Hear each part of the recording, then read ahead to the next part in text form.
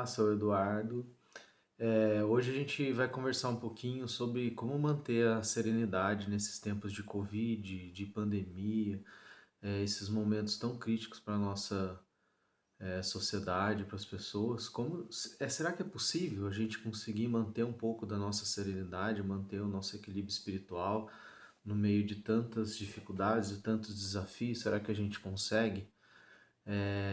Então, pensando nisso, eu preparei algumas informações, algumas dicas, algumas orientações e também passar um pouco da minha experiência para a gente poder aprender juntos aí, nesse momento tão desafiador para todos nós, né?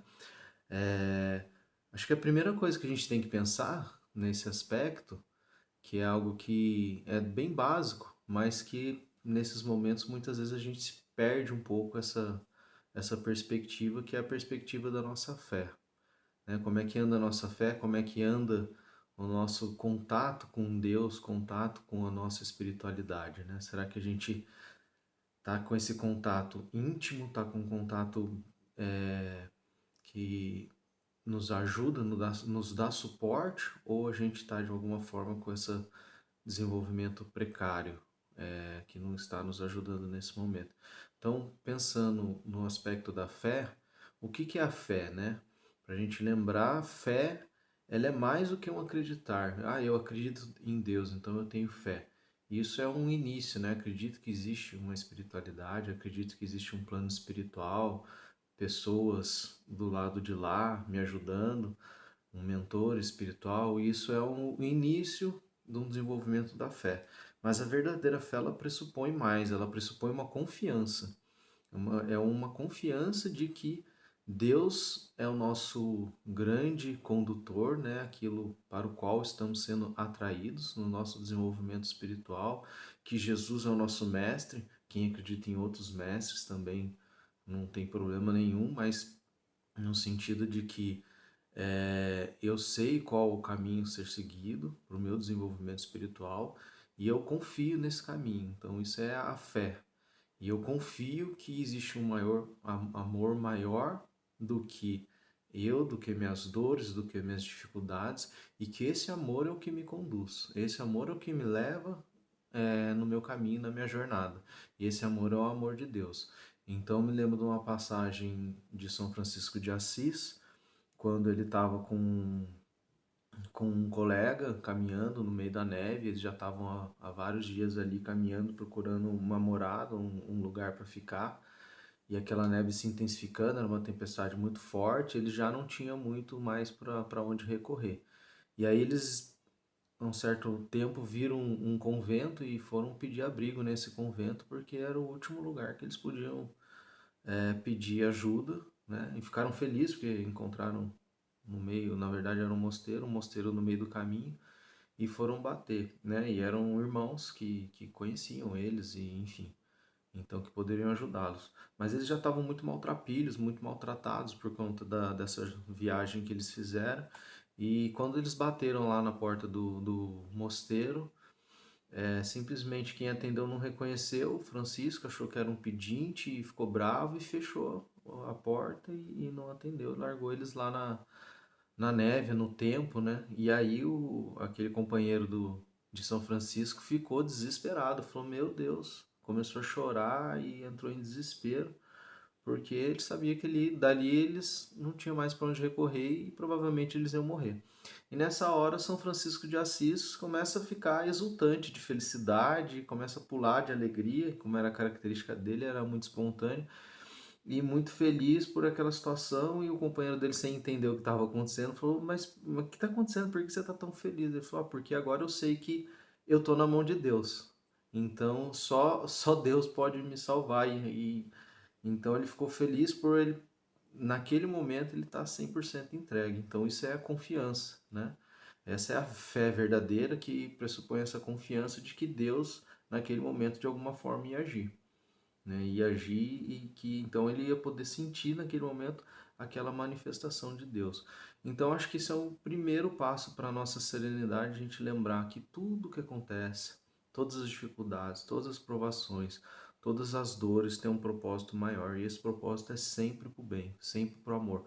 Por mais que às vezes pareça num primeiro momento ser algo negativo, ser um mal acontecendo, esse mal ele tem um propósito que é um propósito para o bem, para o amor, para o desenvolvimento das pessoas. Então, no fim das contas, o resultado, o saldo é sempre positivo, por mais difícil que seja a passagem, né, por esse processo, as dores, mas é Deus chamando a gente para mais perto dele. Então, depois de tudo, de toda aprovação, a gente sempre está um pouco mais perto de Deus, porque nos desenvolvemos o amor dentro da gente, a nossa fé, a nossa confiança. Então, isso deixa a gente mais próximo de Deus. Então, lembrando disso, a gente começa a conseguir se serenar e entender que isso tem um propósito maior, né? Mas muitas vezes a gente ainda fica, né, preocupado com como vai ser o dia de amanhã, o que vai acontecer, como que eu vou ter que agir. E a nossa mente entra num processo de looping, né, acelerado, pensando em mil situações, tentando antecipar as situações do futuro. Então a gente fica muito preso ao que vai acontecer. Então, preso, a nossa mente se desloca do momento presente para o momento futuro, né? Com essas preocupações de como vai ser o amanhã, o que eu vou ter que fazer, e muitas vezes a gente daí perde o contato com o presente, com a realidade e com o que está acontecendo agora. E da mesma forma quando a gente se preocupa com coisas que já aconteceram, né? Ah, já foi assim em tal país, ou eu já passei por isso e agora eu estou passando de novo e fica rememorando as dificuldades da vida, aquela mente que está presa no passado, nas dificuldades do passado, nas dores, às vezes um perdão que não foi dado e mantém a mente presa no passado. Então, a nossa mente, para estar serena, ela não pode nem estar no futuro, pensando no amanhã, no que vai acontecer, no que eu vou fazer, né? E nem no passado. Jesus já nos disse a cada dia basta o seu mal.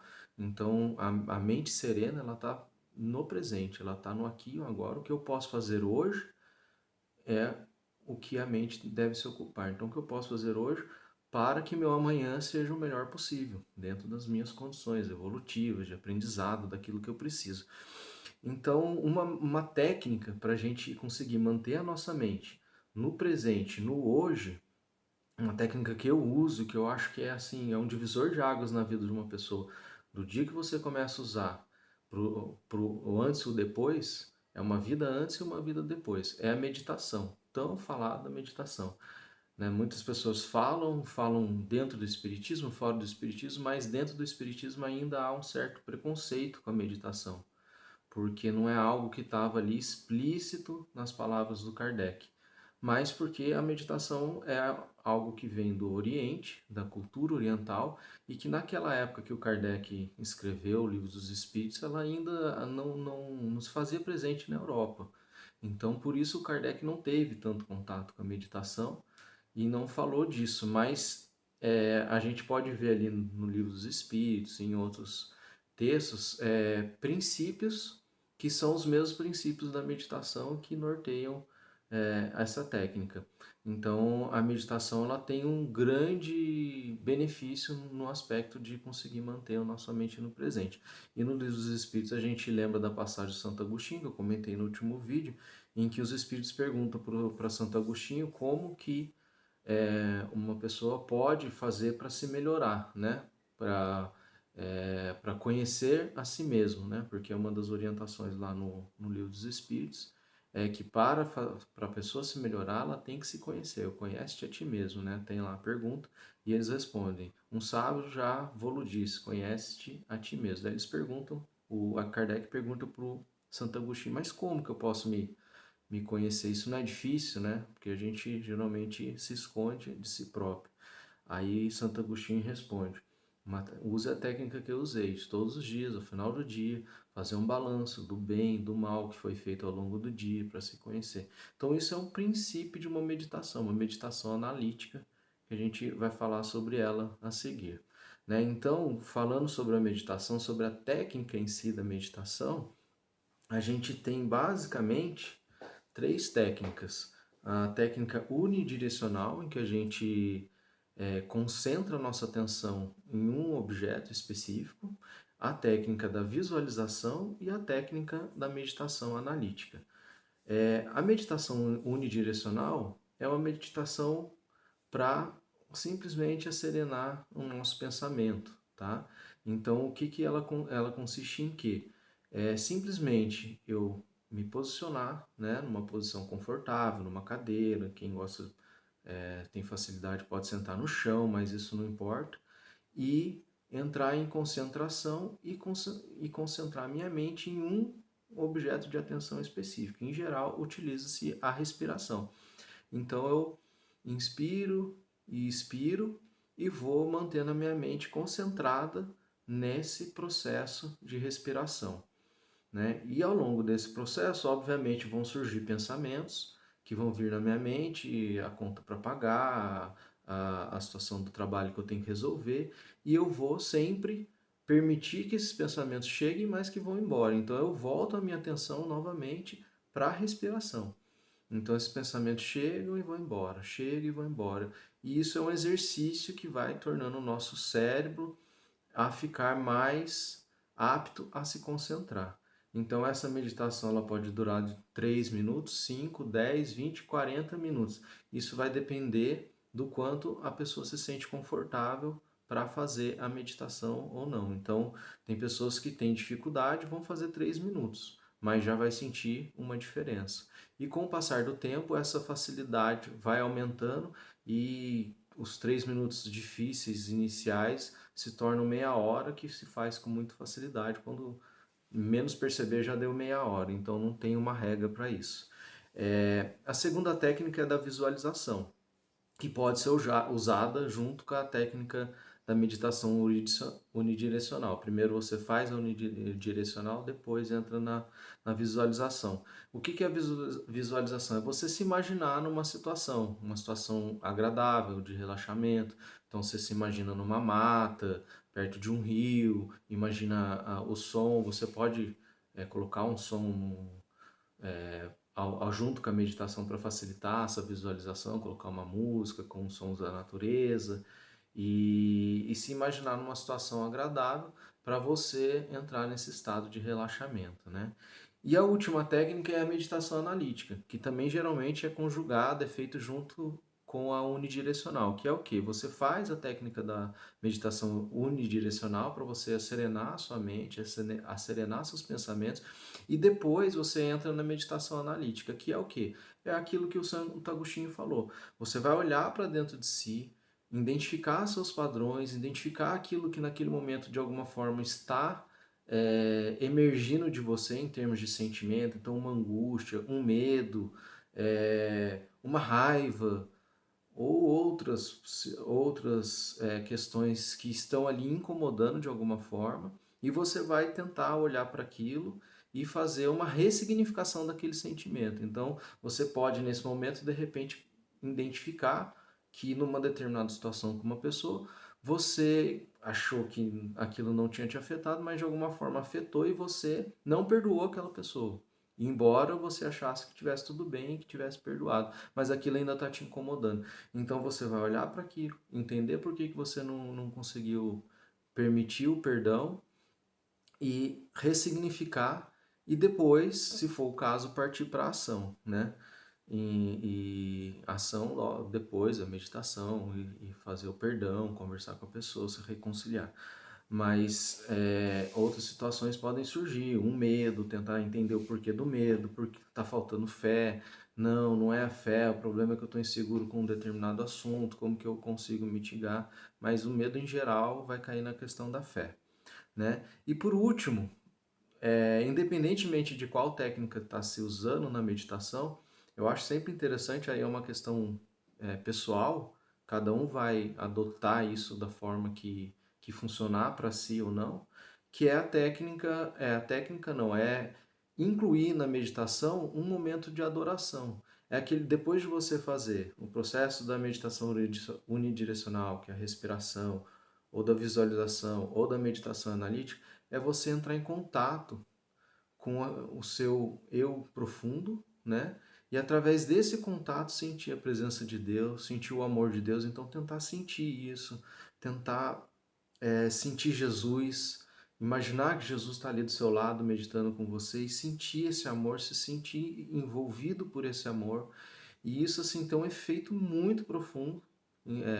É quando você entra num estado mesmo de transcendência e consegue sentir esse amor de Deus, essa grandeza de Deus, de Jesus, nosso mestre, e isso te envolve de uma maneira assim que quando você sai da meditação, seu padrão vibratório é outro, muito melhor, você está muito mais leve, e aí os problemas se tornam mais fáceis de ser resolvidos porque você está com uma mente com uma clareza muito maior. Então, falando então dos benefícios da meditação, o que a gente consegue usando essas técnicas? Isso que eu já falei, vai ter uma clareza de pensamento muito maior, um pensamento mais focado. Então, no trabalho, você fica muito mais objetivo, nas relações da vida, com as pessoas, e você começa a se conhecer. Então, surgem na meditações questões internas que você vai trabalhando e que faz com que você se conheça, se trabalhe e deixe de projetar essas questões em outras pessoas. Então, suas relações com as outras pessoas também melhoram. Então, são muitos benefícios, né? E isso cientificamente já está sendo comprovado. Existem vários estudos que mostram as conexões cerebrais, como elas mudam, como que o cérebro fica mais ágil, fica mais eficiente com a meditação, né? Então a gente tem objetivos, tem benefícios mais objetivos do ponto de vista prático do dia a dia e mais transcendentais, que melhoram o nosso padrão vibratório, melhora a nossa conexão com a espiritualidade, a nossa abertura para escutar a espiritualidade, escutar os nossos, mesmo que seja através da intuição, escutar as orientações dos nossos mentores espirituais, melhora nosso contato com Deus. Então, lembrando que Jesus sempre se ausentava, né? Ele ia meditar no monte, rezar no monte, que é o que está escrito no Novo Testamento. Ele sempre se ausentava de alguma forma para praticar a meditação e fazer esse contato com Deus.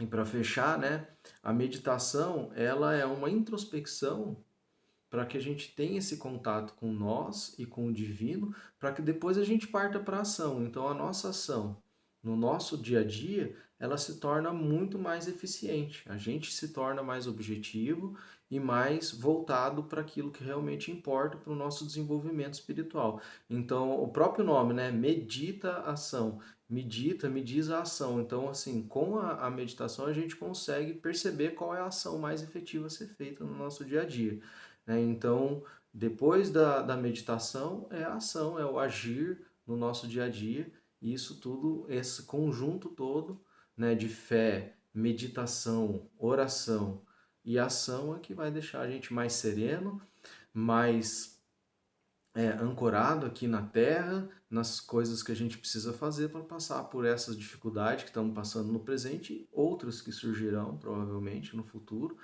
vai tornar a gente mais forte e mais apto.